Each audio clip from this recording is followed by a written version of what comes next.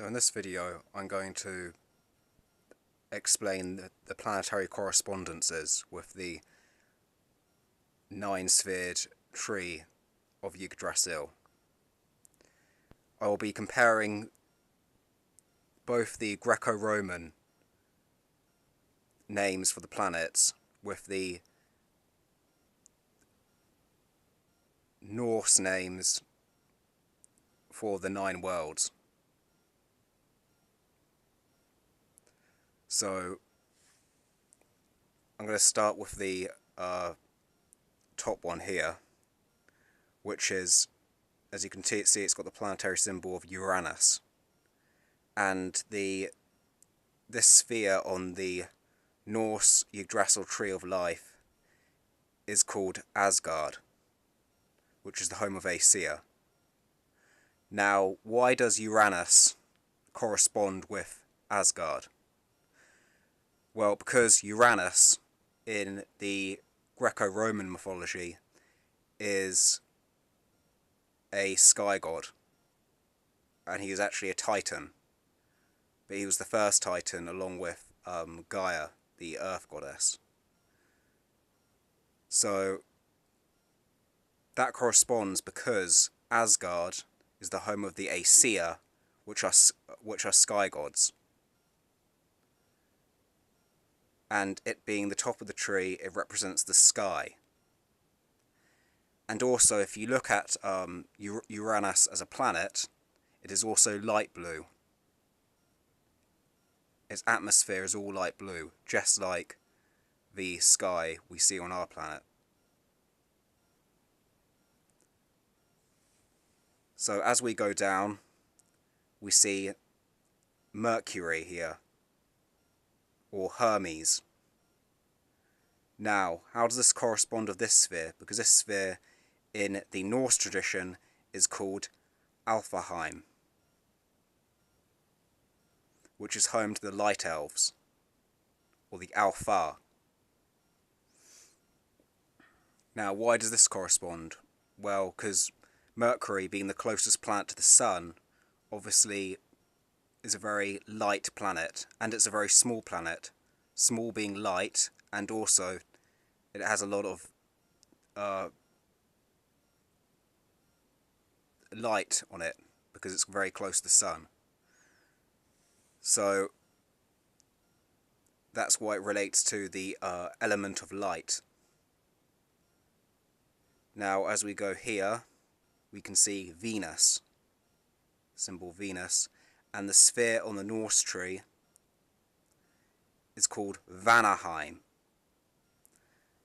Now, Vanaheim being the home of the Vanir, who are nature gods, essentially, but also have a very feminine archetypal energy to them. And that relates to Venus, or Aphrodite, in the Norse tradition. Not the Norse tradition, the Greco-Roman tradition, which is the goddess of sexuality, the goddess of love, and fertility. And the gods of the Vanir represent fertility as well. So as we go down here, we can see Mars, or Ares, in the Greco-Roman tradition. But the sphere on the Yggdrasil tree, this one here, is Muspelheim. Now, Muspelheim is home to the fire giants, or the Muspelai. And Ares Mars, being the god of war, also represents fire. And war very much represents fire because of its destructive nature, which could also be used for defense as well.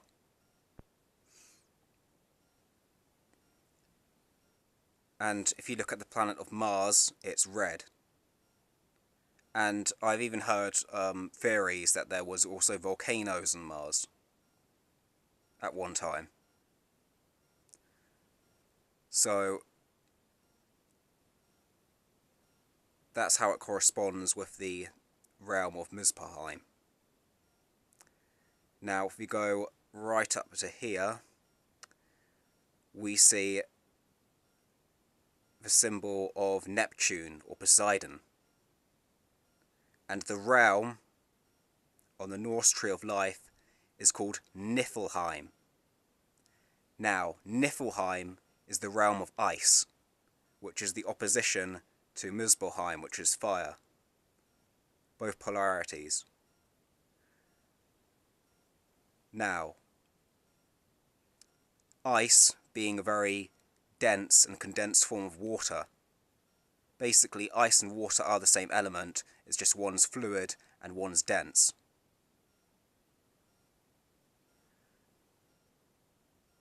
So, and Poseidon, or Neptune, is the god of water, or the sea and the ocean. And also, if you look at the planet Neptune, it is a very dark blue, just like water, the ocean, and on this planet, especially when you look at it from very far away, it is a dark blue. And also, even in the polar regions, you see just how dark blue the water is. So going down, this here is Jupiter, or Zeus. And this is the sphere on the tree of life, Yggdrasil, is known as Jotunheim. Now this is the home of the Jotuns, who were what people call the frost giants, but even also their mountain giants. And this realm is meant to be a very realm of storms and mountains and harsh weather. And you see Jupiter, Zeus, he is obviously a sky god, yes, but he is also a thunder god. And this is also where Thor travels a lot to fight the giants. And also the planet, Jupiter itself, its atmosphere is basically one gigantic storm.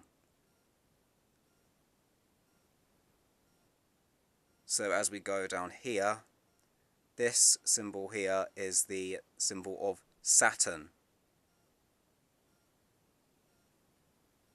or Kronos in the Greco-Roman tradition. But the sphere in the Norse tradition is known as Svartalfheim. Now, this is the opposition of Alfheim, which is the realm of light. This is the realm of darkness. Saturn, being a planet of darkness, not necessarily the planet of evil, but the planet of darkness,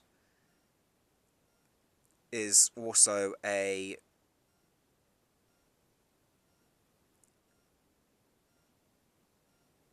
holder of the physicality, or the physical realm. Without Saturn, the physical realm would cease to exist, because it holds physicality. And darkness is more dense than light. Light is more spirit, darkness is more dense, it's material. So that's why Saturn relates to Svartalfheim. Svartalfheim is also the home of the Dark Elves, also known as the Dwarfs, who live underneath in caverns.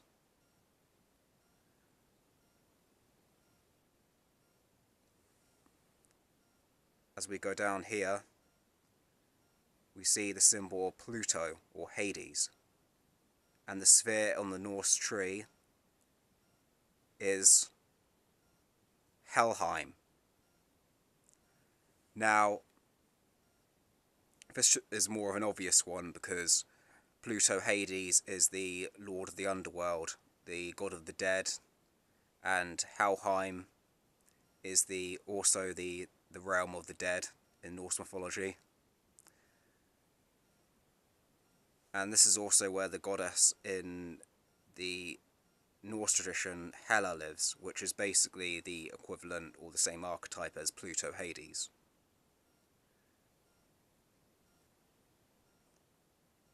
So if we come right back here in the centre, this is Earth, Gaia, in the Greco-Roman tradition. See it there?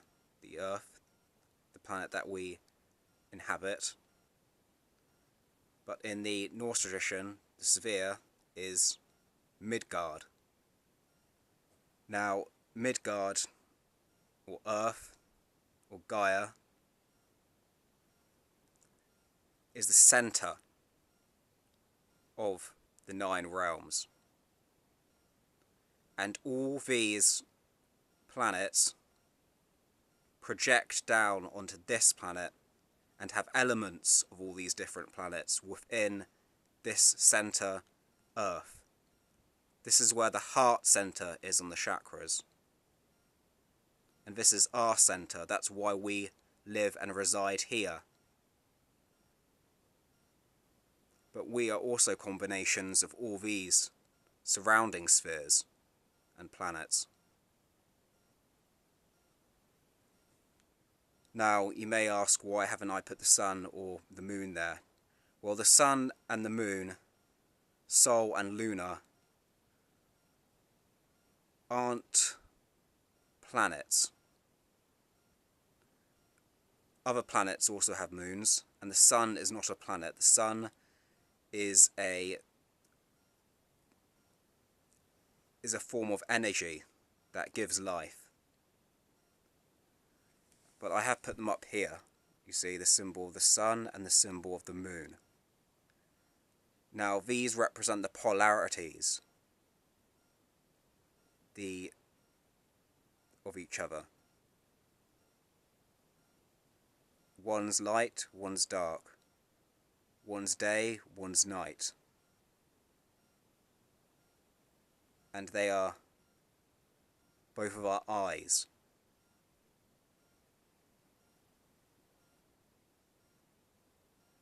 But they must be balanced out, along with all the other 9 worlds, and drawn into the centre